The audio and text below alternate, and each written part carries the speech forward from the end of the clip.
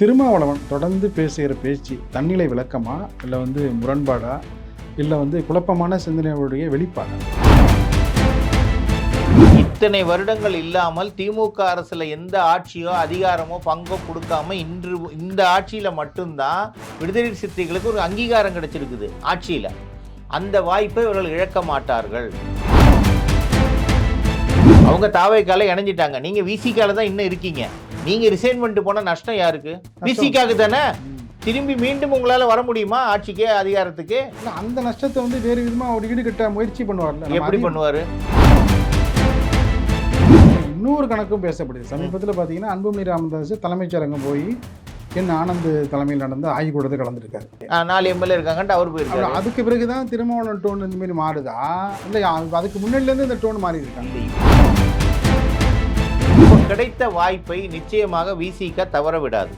அப்படி இருக்கும்போது பட் என்ன ஒன்றுன்னா, இவர் அடிக்கடி சொல்கிறது எனக்கு பக்கத்துலைக்கு பாயசம் போடுங்கிற மாதிரி, இந்த மாதிரி வந்தால் நாங்கள் அப்படியும் பண்ணுவோம் இப்படியும் பண்ணுவோம்னு சொல்லி 2 பக்கமும் தூது விடுகிறார். இப்போ அடுத்தவர் என்ன பண்ணுவார்? டிஎம்கேல பேசுவார், எனக்கு எம்பியில் நீ நிறைய கொடுக்குறதுனா நான் வர்றேன். அதே துண்டை தூக்கி இங்கேயும் போடுவார். இது எம்பிக்கு. எம்எல்ஏ இதுக்கு என்ன சொல்லுவார்? இன்னொரு எம்எல்ஏ இதுக்கு எனக்கு முக்கியத்துவம் கொடு. சார் நீங்கள் சொல்கிறது பார்த்தா தேமுதிக போல் பேரம் பேச முயற்சி பண்ணாரு சொல்கிறீங்க. நான் கஷ்டப்பட்டு ஒரு செடியை விதையை போட்டு வளர்த்து செடியாக்கி கொண்டு ஆடு மேயாமல் பார்த்துக்கிட்டு இருந்தா, நீங்கள் அந்த செடியை தூக்கி அசால்ட்டாக இன்னொருத்தட்ட கையில் கொடுத்தீங்கப்பா, நீ பார்த்த வரைக்கும் போதும் அவர் பார்த்துக்குவாருன்னு, அப்போ பார்த்தவனுக்கு என்ன மரியாதை இருக்குது?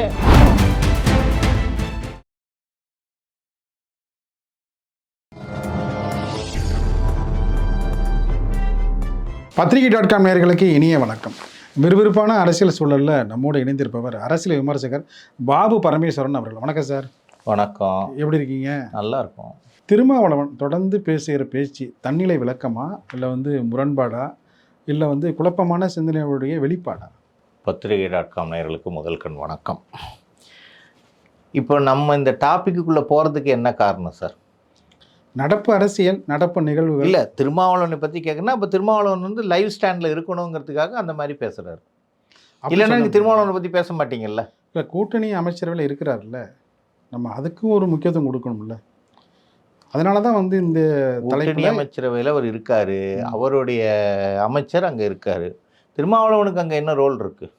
தன்னிலையே தன்னை முன்னிலைப்படுத்திக்கணும் இல்லையா? ஏன்னா கொஞ்சம் பின்னோக்கி போனீங்கன்னா, திரு விஜய் போற்றிய முதல்வர் முதல் மாநாட்டில் அறிவித்தது என்ன? நம்மளை நம்பி வர்றவங்களுக்கு சீட்டு கொடுக்க வேண்டாமா, நம்மளை நம்பி வர்றவங்களுக்கு இப்போ ஆட்சி அதிகாரத்தில் பங்கு கொடுக்க வேண்டாமான்னு சொல்லி அப்போவே ஃபஸ்ட்டு தாவேக்காக்கு தானே இவங்க தாவேக்காலேருந்து விசிகாக்கு தான் ஆஃபர் கொடுத்துருந்தாங்க. அப்போ அங்கே இருந்த ஆதவ அர்ஜுனா தான் முதல்ல திருமாவளவனை துணை முதல்வர் ஆக்கணும்னு சொல்லி டிஎம்கேல கோரிக்கை வச்சார். அதனால தான் அவரை வெளியில் அமிச்சாங்க. அதுக்கப்புறம் அவர் தாவேக்கால அது வேறு விஷயங்கள். அப்போ என்னன்னா, இந்த விதை அப்போ போட்டது. அதுலேருந்து அது அப்படியே கொஞ்சம் கொஞ்சமாக முட்டி மோதி முளைச்சி இன்றைக்கி தாவேக்காக்கு டிஎம்கேவே நீங்கள் போய் ஆதரவு கொடுங்க அப்படின்னு சொல்லி இந்த பற்றாக்குறை வந்தபோது, எம்எல்ஏ பற்றாக்குறை ஆட்சி அமைக்க 120 சீட்டு வேணும், 118 சீட்டு வேணுங்கும்போது கொண்டு அமுச்சு விட்டாங்க. அனுப்பிச்சி விட்டுட்டு இவங்க நினச்சது என்னென்னா, லகான் நம்ம கையில் தான் இருக்குதுன்னு சொல்லி டிஎம்கே நம்பிக்கிட்டு இருந்துச்சு. அப்போ முதல்ல கண்டுக்கிட்டு போனது காங்கிரஸ் போச்சு. அடுத்து பின்னாடியே கம்யூனிஸ்ட் 2 பேரும் போனாங்க. அதுக்கப்புறம் ஐயுஎம்எல் போச்சு. அப்புறம் இவங்க போனாங்க. அதில் கம்யூனிஸ்ட் 2 பேரும் எங்களுக்கு இப்போ அமைச்சர் பதவி வேண்டாம் அப்படின்னு சொல்லிட்டு இருக்கும்போது, இவங்க 2 பேரும் அமைச்சர் பதவியை எடுத்துக்கிட்டாங்க. அதில் ஷாஜகான் வந்தார், இதில் வன்னியரசு வந்தார். அப்போது இப்போ திருமாவளவனுக்கு ஒரு குழப்பம் வந்துருச்சு. என்னன்னா, அடுத்த எம்பி எலெக்ஷன் தான் வரப்போகுது. இந்த எம்பி எலெக்ஷனில் பிரதம மந்திரி கேண்டிடேட் யாருன்னு யாரை சொல்லுவீங்க? இண்டி கூட்டணியில் சொல்கிறதா இருந்தால் நீங்கள் யாரையாவது சொல்லணும். ராகுல் காந்தியை முன்மொழியணும். இன்றைக்கி ராகுல் காந்தி டிஎம்கே கூட இல்லை. அப்போ நீங்கள் ராகுல் காந்தி சொல்ல முடியுமா? ராகுல் காந்தி திமுகவோட இல்லைனாலும் அவர் இந்த நாட்டினுடைய எதிர்கட்சி தலைவர், மக்களவை எதிர்கட்சி தலைவர். இருக்கட்டும். இப்போ திமுக காங்கிரஸோட கூட்டணியா டிஎம்கேவோட கூட்டணியா? அது திமுக தான் சார் சொல்லணும். சார் இப்போ இந்த கட்சி தனி சார். விசிகாங்கிறது தனி கட்சி, தனி அமைப்பு. இல்லை, அவங்க இந்தியா கூட்டணியில் தான் இருக்கிறாங்க. யாரு? திருமாவளவன் பார்த்தீங்கன்னா இந்தியா கூட்டணியே இருக்கா இல்லையாங்கிறது ஒரு கேள்விக்குறில் இருக்கு. அது இருக்கு சார். அதை என்ன குழப்பம்னா, நாளைக்கு அடுத்து வரப்போகிறது எம்பி எலெக்ஷன். இன்னொரு 3 வருடங்களில் வரப்போகுது. அப்போது நான் திமுக கூட்டணியில் பயணம் பண்ணால் என்ன சொல்கிறது? தாவேகா கூட்டணியில் நம்ம ஆட்சியில் இருக்கிறோம், சரி, அதிகாரத்தில் இருக்கிறோம். அப்போ அவர் என்ன நினைக்கிறாரு? சேஃபர் சோனுக்கு தமிழக அரசியலுக்கு வந்துடலான்னு சொல்லி அவருடைய ஆசை. அதனால தான் இந்த முறையே அவர் வந்து சட்டமன்ற தொகுதி காட்டுமன்னார் கோயிலில் நிற்கிறதா இருந்துச்சு. அப்புறம் சில குழப்பங்கள் வந்ததுக்கப்புறம் தான் இளைய பெருமாள்னு ஒருத்தர் நிப்பாட்டிட்டு இவர் பின்வாங்கினார். இளைய பெருமாள் பையன் இளைய பெருமாள் பையன் வந்து வாங்கினார். அப்போது இவருடைய அமைப்பு ரீதியாக இவர் என்ன பண்ணுறாரு, தன்னை ஸ்ட்ராங் பண்ணிக்கணும்னா தமிழ்நாட்டு அரசியல் தான் இவருக்கு முக்கியம். டெல்லியில் வந்து பெரிய அரசியல் பண்ண முடியாது இவங்க, ஏன்னா பிஜேபி அங்கே ஸ்ட்ராங்காக இருக்கிறாங்க. அப்படிங்கும்போது இவர் என்ன பண்ணுவார், தமிழ்நாட்டு அரசியலுக்கு வரணும்னா இப்போ வன்னியரசு அமைச்சராயிட்டார். அப்போ இவருக்கு என்ன அங்கே முக்கியத்துவம்னா இவர் அதே அமைச்சர் ஆக முடியாது. இவர் துணை முதல்வரை நோக்கி இவருடைய அணுகுமுறை இருக்கிறதா தான் நான் பார்க்குறேன். அதுக்கு தான் இவர் வந்து என்னன்னா, நாங்கள் அங்கேயும் இருப்போம் இங்கேயும் இருப்போம்னு சொல்லுவது தாவேகாக்கும் திமுகவுக்கும் ஒரே நேரத்தில் 2 துண்டு போடுறாரு. இப்போ துணை முதல்வர் விஷயத்தில் வந்து முடிவெடுக்க வேண்டியது விஜய் தானே சார்? விஜய் தானே முடிவெடுக்கணும். இல்லை, விஜய் வந்து அது யாருக்கு கொடுக்கலாங்கிறத விஜய் தான் முடிவெடுக்கணும். இல்லை, இனிமே அவர் யாருக்கும் கொடுப்பாருன்ற நம்பிக்கை இல்லை. இனிமே வந்து அவர் யாருக்கும் கொடுக்க வேண்டிய அவசியம் அவருக்கு இல்லை. இல்லை, ஒருவேளை வந்து விசிகா வந்து தாவேகா அமைச்சர்கள் வந்து ஒருவேளை வெளியேறும் பட்சத்தில் அவர் வந்து அதுக்கான லீடும் ஏற்கனவே கொடுத்துருக்காரு திருமாவளவன். நாங்கள் வந்து பார்த்தீங்கன்னா கூட்டணியில் வந்து நிரந்தரமாக இருக்கிறோம் அப்படின்னு நாங்கள் வந்து சொல்கிறதுக்கு இல்லை, எந்த நேரம் வேண்டாலும் நாங்கள் வந்து கூட்டணியிலேருந்து வெளில வரோம். அப்படி போக மாட்டாங்க. அந்த வார்த்தையும் கடந்த அவர் சொல்லியிருக்காரு, சொன்னார். பட் அவங்க கட்சியில் இருக்கவங்க அதை ஒத்துக்க மாட்டாங்க. இத்தனை வருடங்கள் இல்லாமல் திமுக அரசுல எந்த ஆட்சியோ அதிகாரமோ பங்கோ கொடுக்காம இன்று இந்த ஆட்சியில மட்டும்தான் விடுதலை சிறுத்தைகளுக்கு ஒரு அங்கீகாரம் கிடைச்சிருக்குது ஆட்சியில. அந்த வாய்ப்பை இவர்கள் இழக்க மாட்டார்கள். இவர் ரிசைன் பண்ண சொன்னா கூட மதிமுகவில் எப்படி சீர்காழி எம்எல்ஏவை நான் பண்ண மாட்டேன்னு சொன்னாரோ அதே நிலைமை திருமாவளவனுக்கு வந்துடும். வன்னியரசு ரிசைன் பண்ண மாட்டார், அமைச்சருங்கிற அந்த அந்தஸ்துக்கு அவர் போயிட்டாரு. இல்லை, இருந்தாலும் கட்சி தலைவர் என்ன சொல்றாரு அதான நடக்கிறாரு அவரும். சார் அது வந்து என்னன்னா, அப்போ ஒரு கட்சி தலைவர் சொல்கிறது நான் மாட்டேன்னா சொல்லுவாங்க. பட் நீங்கள் ரிசைன் பண்ணுங்கன்னு சொன்னீங்களா? சொல்லலை இல்லையா? அந்த சூழல் இப்போ உருவாகல. இன்னொரு 6 மாதத்துக்கு வராது சார். 6 மாதத்துக்குள்ள இவங்க இடைத்தேர்தலில் வந்து ரிசைன் பண்ண எம்எல்ஏலாம் வரும்போது இவங்க ஒரு சீட்டு போனால் அவங்க 5 சீட்டு வருமே. அப்போ என்ன பண்ணுவீங்க? அவங்க தாவேக்கால இணைஞ்சிட்டாங்க, நீங்கள் விசிகால தான் இன்னும் இருக்கீங்க. நீங்கள் ரிசைன் பண்ணிட்டு போனால் நஷ்டம் யாருக்கு? நஷ்டம் யாருக்கு? விசிகாக்கு தானே. திரும்பி மீண்டும் உங்களால் வர முடியுமா ஆட்சிக்கு அதிகாரத்துக்கு? இல்லை, அந்த நஷ்டத்தை வந்து வேறு விதமாக அவர் ஈடுகட்ட முயற்சி பண்ணுவார்ல. எப்படி பண்ணுவார்? அதையும் பார்க்கணும். எப்படி பண்ணுவார்? எதுவும் பண்ண முடியாது. ஒரு சீட்டு தான் சார் நீங்கள் போவீங்க. 2 எம்எல்ஏ நீங்கள் கொடுத்துருக்கீங்க, ஒரு எம்எல்ஏ மந்திரி ஆயிட்டாரு. அவர் வெளியில் போனால் இப்போ 2 பேருமே போகிறாங்கன்னு வச்சுக்கோங்க, இவங்களுக்கு 2 சீட்டு குறையும். அங்கே 6 சீட்டு ஆல்ரெடி எம்எல்ஏ வேகன்சி வருது இல்லை, அது இப்போ தேர்தல் வந்துடுது இல்லை உங்களுக்கு. இப்போ இன்னொரு கணக்கும் பேசப்படுது. சமீபத்தில் பார்த்தீங்கன்னா அன்புமணி ராமதாஸ் தலைமைச் செயலகம் போய் என் ஆனந்த் தலைமையில் நடந்த ஆய்வுக்கூடத்தை கலந்துருக்காரு. 4 எம்எல்ஏ இருக்காங்கன்ட்டு அவர் போயிருக்காரு. அதுக்கு பிறகு தான் திருமாவளவன் டோன் இந்த மாதிரி மாறுதா இல்லை அதுக்கு முன்னாடிலேருந்து இந்த டோன் மாறி இருக்கா? இல்லை, இப்போ ஆல்ரெடி வந்து எஸ்டாப்ளிஷ் ஆகிட்டது வந்து விசிகா தாவேக்கால ஒரு உள்ளே போய் முதல்ல நிபந்தனையற்ற ஆதரவுனாங்க, அப்புறம் மந்திரி பதவி எடுத்துக்கிறேன்னாங்க, எடுத்துக்கிட்டு உள்ளே போய் இன்றைக்கி ஆட்சி அதிகாரத்தில் இப்போ அந்த மக்கள் வந்து என்ன சொல்கிறாங்க, இப்போ தான்ப்பா நம்ம ஆள் ஒருத்தர் வந்து அமைச்சராக வந்திருக்காரு, இன்னும் அமைச்சரவையில் நம்ம இன்னும் நிறைய கேட்கணும். கூட்டணி அமைச்சரவை இப்போ தான் சார். அதை கூட்டணி அமைச்சரவை இப்போ தான். இது வரைக்கும் டிஎம்கேல அவங்க காங்கிரஸுக்கே கொடுக்கலையே. இல்லை, காங்கிரஸ் இந்த மாதிரி தானே. இல்லை, காங்கிரஸுக்கே டிஎம்கே கொடுக்கலையே, அப்புறம் நீங்கள் விடுதலை தேசிய கட்சிக்கே கொடுக்கலையே. ஆனால் தேசிய கட்சி மத்தியில் ஆளும்போது மட்டும் இன்னும் போய் எனக்கு தேவையானது கொடுங்கன்னு சொல்லி கருணாநிதி வாங்கிட்டு வந்தார்ல. கலைஞர் என்ன பண்ணார், எனக்கு இந்தந்த போர்ட்ஃபோலியோ வேணும்னு சொல்லி கேட்டு வாங்கினார் அந்த ஆட்சி அதிகாரத்தில் மத்தியில். ஆனால் இவர்கள் வந்து இது வரைக்கும் யாருக்கும் கொடுக்கவே இல்லை. அப்படி இருக்கும்போது இப்போ கிடைத்த வாய்ப்பை நிச்சயமாக விசிக தவற விடாது. அப்படி இருக்கும்போது பட் என்ன ஒன்றுன்னா, இவர் அடிக்கடி சொல்கிறது வந்து எனக்கு பக்கத்திலைக்கு பாயசம் போடுங்கிற மாதிரி, இந்த மாதிரி வந்தால் நாங்கள் அப்படியும் பண்ணுவோம் இப்படியும் பண்ணுவோம்னு சொல்லி 2 பக்கமும் தூது விடுகிறார். இப்போ கூட்டணியில் பார்த்தீங்கன்னா ஐயுஎம்எல் இருக்குது, அதேமாதிரி காங்கிரஸ் இருக்குது, அதே மாதிரி விசிகா 2-3 கட்சிகளும் வந்து கூட்டணியில் வந்து பங்கெடுத்திருக்காங்க.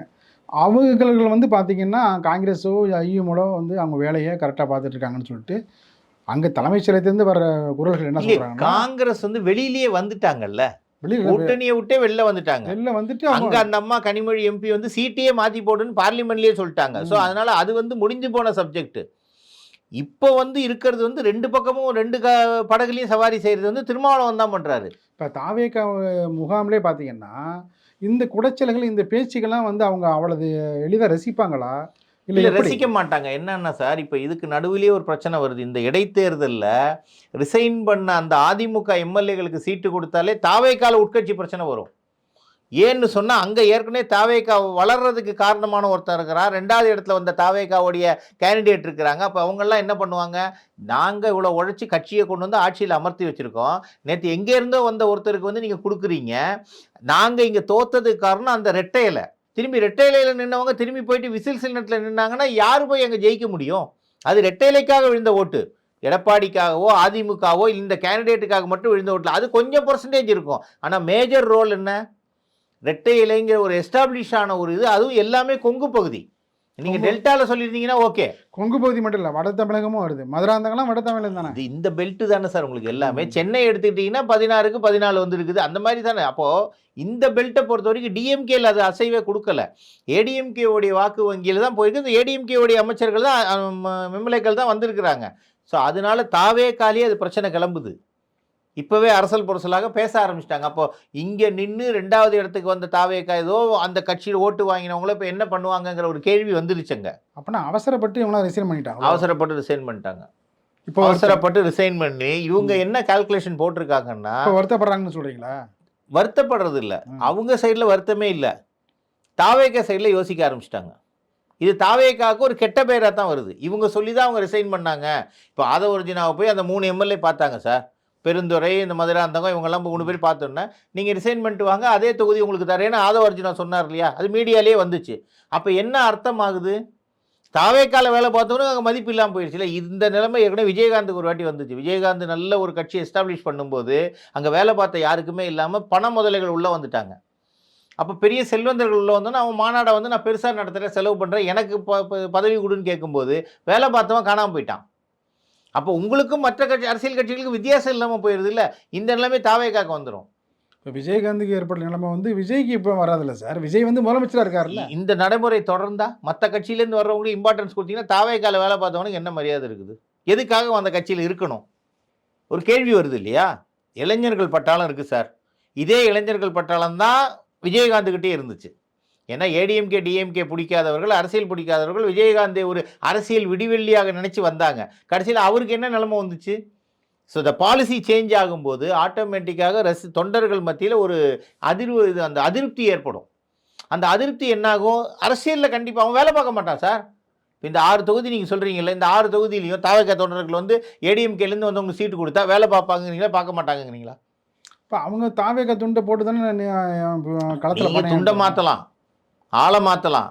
தாவேகா தொண்டருடைய மனசில் இருக்கிறது என்ன, நான் கஷ்டப்பட்டு ஒரு செடியை விதையை போட்டு வளர்த்து செடியாக்கி கொண்டு வந்து ஆடு மேயாமல் பார்த்துக்கிட்டு இருந்தா, நீங்கள் அந்த செடியை தூக்கி அசால்ட்டாக இன்னொருத்தட்ட கையில் கொடுத்தீங்கப்பா, நீ பார்த்த வரைக்கும் போதும், அவர் பார்த்துக்குவாருன்னு, அப்போ பார்த்தவனுக்கு என்ன மரியாதை இருக்குது? அதே போன்ற நிலைமை தான் ஏற்படும். அதனால் தாவேகா அவசரப்பட்டு அதே ரிசைன் பண்ணிட்டு வந்துட்டாங்களேன்னு சொன்னால் கட்சியில் பொறுப்பு கொடுங்க, கட்சியில் பொறுப்பு கொடுங்க. பட் அவர் எம்எல்ஏக்கு அதே கேண்டிடேட்டை நிப்பாட்டிங்கன்னா அங்கே இருக்கிற மக்களே ஒத்துக்க மாட்டான்.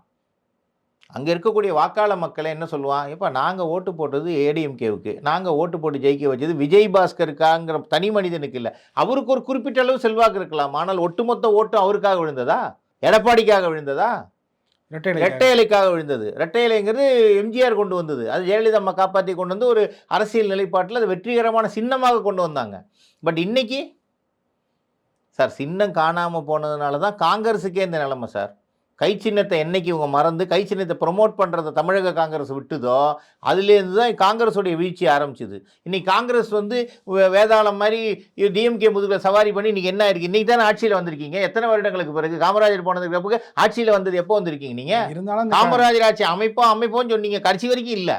கூட்டணி என்றாலே ஒருவர் சார்ந்து ஒருவர் பயணிப்பது தான் வந்து சரியான முறை. ஆமாம், அவர்களுக்கு பலமா இவர்களுக்கு பலமாங்கிறத விட மக்களுக்கு தெரியும் யாருக்கு பலம். யாருங்களால தான் நீங்க ஜெயிச்சிங்க டிஎம்கே சொல்றாங்கல்ல, இன்னைக்கு வரைக்கும் என்ன சொல்லியிருக்காங்க சார்? அவங்க அப்படிதான் சொல்றாங்க சார். இல்ல அவங்க எப்பவுமே அப்படிதான். ஆனாலும் அவங்க 59 இடத்துல ஜெயிச்சிருக்காங்களா திமுக, காங்கிரஸ் இல்லாம ஜெயிக்க முடியாதுல்ல. அதை வந்து யாரு உணர்ந்திருக்கணும்? இல்ல காங்கிரஸ் இல்லாம ஜெயிக்க முடியுமா சார்? காங்கிரஸ் இல்லாம ஜெயிக்க முடியாது, விசிகா இல்லாம ஜெயிச்சிருக்க முடியுமா? அதான் சார், இவங்க 2 பேருமே தமிழ்நாட்டுல பலம் வாய்ந்த கட்சிகள்னு சொன்னீங்கன்னா விசிகா இருக்குது. விசிகாவுடைய தொண்டர்கள் வந்து ஃபீல்டில் நல்லா ஒர்க் பண்ணுவாங்க. ஆனால் இவர்களுடைய பலத்தை பயன்படுத்தி வெற்றி பெற்ற திமுக இவர்களுக்கு உரிய அங்கீகாரத்தை கொடுக்கவே இல்லையே இன்னைக்கு வரைக்கும். இந்த எலெக்ஷன் வரைக்குமே கொடுக்கலையே. அப்போ என்ன நீங்கள் இது வரைக்கும் டிமாண்ட் பண்ணியிருக்கீங்க? பண்ணவே இல்லை. ஸோ அதே நிலைப்பாட்டில் தான் இன்றைக்கி திருமாவளவனும் வராரு. தன்னுடைய நிலைப்பாட்டை உறுதிப்படுத்த வேண்டும். இப்போ அடுத்தவர் என்ன பண்ணுவார், டிஎம்கேல வந்து பேசுவார், எனக்கு வந்து எம்பியில் வந்து நீ நிறைய கொடுக்குறதுனா நான் வர்றேன், அதே துண்டை தூக்கி இங்கேயும் போடுவார். இது எம்பிக்கு. எம்எல்ஏ இதுக்கு என்ன சொல்லுவார், இன்னொரு எம்எல்ஏ இதுக்கு வந்து எனக்கு வந்து முக்கியத்துவம் கொடு. சார் நீங்கள் சொல்கிறது பார்த்தா தேமுதிக போல் வந்து பேரம் பேச முயற்சி பண்ணாரு சொல்கிறீங்களா? இனி வருங்களா? அந்த ஃபார்முலா கூட எடுத்துக்கலாம், ஒன்றும் தப்பு இல்லை. இப்போ அவங்க வந்து திமுகவுடைய கோப்பா சேவா தானே இருக்கிறாங்க. பிரேமலதா விஜயகாந்த் வந்து ஒரே ஒரு தொகுதி ஜெயிச்சிட்டாங்க, ஒன்று கண்ணே கண்டுன்னு சொல்லிட்டு. அது திமுகவால் ஜெயிச்சாங்களா இல்லை அவங்களுடைய சொந்த செல்வாக்கில் ஜெயிச்சாங்களா? திமுகவுடைய அலையன்ஸில் வந்ததுக்கப்புறம் எவ்வளவோ விமர்சனங்கள்லாம் நம்மளே பேசியிருக்கிறோம். பட் அவங்க வந்து எல்லா பக்கமும் தான் தூண்டப்பட்டாங்க. நிலைப்பாடு குறித்து பேசியிருக்கிறோம், விமர்சனம் பண்ணல, நம்ம நிலைப்பாடு குறித்து பேசியிருக்கோம். நிலைப்பாடுன்னா இப்போ திருமாவளவன் பண்ணுறது தான் அப்போ அவங்க பண்ணாங்க. அதான் நிலைப்பாடு குறித்து தானே பேசுகிறோம். நம்ம வந்து அவதூறோ தனிப்பட்ட விமர்சனம் இல்லை, அரசியல் செயல்பாட்டோடைய விமர்சனத்தை நம்ம சொல்கிறோம். அவ்வளோதான். இது வந்து நம்ம ஒன்றும் தவறு அவங்கள வந்து குற்றச்சாட்டு சொல்லலையே நம்ம. அது ஒரு பக்கமாக போங்கன்னு சொன்னால் அவங்க இப்போ டிஎம்கே பக்கம் போயிட்டு டிஎம்கேல நிற்கிறாங்க. எவ்வளோ நாளைக்கு நிற்கிறாங்கங்கிறது அடுத்த எலெக்ஷன் வரும்போது தெரியும். அப்போ சொல்லுவாங்க, ஏதாவது ஒரு புது ஸ்டண்டு சொல்லலாம். பட் ஆனால் இன்னைக்கு தமிழகத்தில் 2 கூட்டணியுமே பலமற்று இருக்கிறார்கள். அதிமுக கூட்டணி அப்படித்தான் இருக்குது, திமுக கூட்டணி அப்படித்தான் இருக்குது. அப்போ என்னாச்சு, திமுக தன்னுடைய பலம் என்று கருதிய கூட்டணி அனைத்துமே சிதறிவிட்டது. அதிமுகங்கிற கட்சியும் சிதறி இருக்குது. ஸோ அதனால வெளிப்பாடு வந்து தாவேகா என்ற ஒரு புதிய கட்சி உதயமாகி 2 வருடத்தில் ஆட்சியை பிடிச்சிருக்குது. இது எல்லா திராவிட கட்சிகளுக்கும் ஒரு பாடம் இல்லை சார். மீண்டும் அதிமுகவோ திமுகவோ ஃபீனிக்ஸ் பறவை போல எழுவதற்கான சூழலே இல்லையா? அப்போ ஏன்னா நாம் இப்படி சொல்லவே முடியாது. இல்லை சார், மீண்டு வருவதற்கான வாய்ப்பே இல்லை. மீண்டு வர்றதுன்னா அப்படி சொல்ல முடியாது. கரிஸ்மேட்டிக் லீடர்ஷிப்பு, மக்கள் பணி, மக்களுக்கு என்னென்ன குறைகள் இருக்குதுங்கிறத பற்றி இவங்க பேசணும், இவங்க கொண்டு போய் சேர்க்கணும். இன்னைக்கு வரைக்கும் அதிமுக வந்து உட்கட்சி பிரச்சனையிலேயே அவங்க காலத்தை கழிச்சிட்டு இருக்கிறாங்க. எங்கேயாவது மக்கள் பிரச்சனையை பேசுகிறாங்களா? பேசினா யார் பேசுறதுன்ற ஒரு பிரச்சனை வருது. எடப்பாடி மாவட்ட செயலாளர் கூட்டம் போடுறாரு, அதில் தொடர்ந்து குறைஞ்சிக்கிட்டு வர்றாங்க. இவங்க தனியாக ஒரு குரூப்பு போய் அவங்க போட்டுட்டு இருக்கிறாங்க. இதுலேருந்து பாதி பேர் போய் தாவேக்கால சேர்ந்துட்டாங்க. திமுக கூட்டணி வந்து நாங்கள் பலம் வாய்ந்த கூட்டணி, எங்களுக்கு எந்த இதுவும் கிடையாது அப்படின்னு சொல்லிட்டு இருந்தாங்க. 23 கூட்டணி அமைச்சு அவங்க வந்து களங்கண்டாங்க போன தேர்தலில். கடைசியில் இன்னைக்கு எத்தனை கூட்டணி இருக்குது, அதுக்குள்ள எத்தனை கூட்டணி இருக்குது? அப்போ என்னாச்சு, 2 பேருமே தன்னுடைய சுயபலத்தை இழந்து விட்டார்கள். திமுகவுடைய பலம் என்பது கூட்டணி என்பதை நம்மளே பேசியிருக்கிறோம். அசைக்க முடியாத கூட்டணின்னு சொல்லியிருக்கீங்க, நீங்களே சொல்லியிருக்கீங்க. இந்த அசைக்க முடியாத கூட்டணி இன்னைக்கு என்ன ஆகி போச்சு? தேர்தலுக்கு முன்பு கணிக்கப்பட்ட விஷயங்கள்ல அதுவும் ஒன்று. சரி, அப்போ அது வரைக்கும் இருந்தாங்க, அது முடிஞ்சோடனே எல்லாரும் போயிட்டாங்களே. அப்போ இது சந்தர்ப்பவாத அரசியல். இந்த சந்தர்ப்பவாத அரசியல் தான் அண்ணாமலையும் பண்ணார். அண்ணாமலை மட்டும் என்ன பண்ணாருங்கிறீங்க? பிஜேபியுடைய மாநில தலைவராக இருக்கும்போது எல்லா கட்சியும் உள்ளே கொண்டு வந்தார். அவர் மாநில தலைவரில் வெளில போனோன்னே எல்லாரையும் பிரித்து விட்டார். திரும்பி கூட்டணிக்குள்ளே வாங்கினார். இந்த எம்பி எலெக்ஷன், இந்த எம்எல்ஏ எலெக்ஷனில் வந்து அவருக்கு வந்து ஒரு பெரிய முக்கியத்துவம் கொடுக்கல, கட்சி பதவிகள் கொடுக்கல அப்படின்னு சொன்னோன்னே எலெக்ஷன் முடிஞ்சோன்னா நான் வெளில போகிறேன்ட்டார். அப்போ இப்போ மும்மொழி கொள்கை தப்புங்கிறாரு. தானே ஒரு இயக்கத்தை ஆரம்பிச்சிட்டார். இப்போ இவர் இயக்கத்தை ஆரம்பிச்சிட்டார் சார். இப்போ இந்த பார்லிமெண்ட் எலெக்ஷன் வருது, அவர் தனியாக களங்காடுறாரு. யார் பிரைம் மினிஸ்டர் கேண்டிடேட்டாக சொல்லுவார்? அண்ணாமலை தனியாக ஒரு கட்சி ஆரம்பித்து, இயக்கம் ஆரம்பித்து ஒரு களம் காண்றாரு. இந்த இதில் சொல்லிட்டார் அவர். இன்னும் டிக்ளேர் பண்ணலையே தவிர வீத லீடர்ஸ்ன்னு போட்டு வச்சிருக்கிறாரு. அதை நம்பி நிறைய பேர் உள்ளேயும் வந்திருக்கிறாங்க.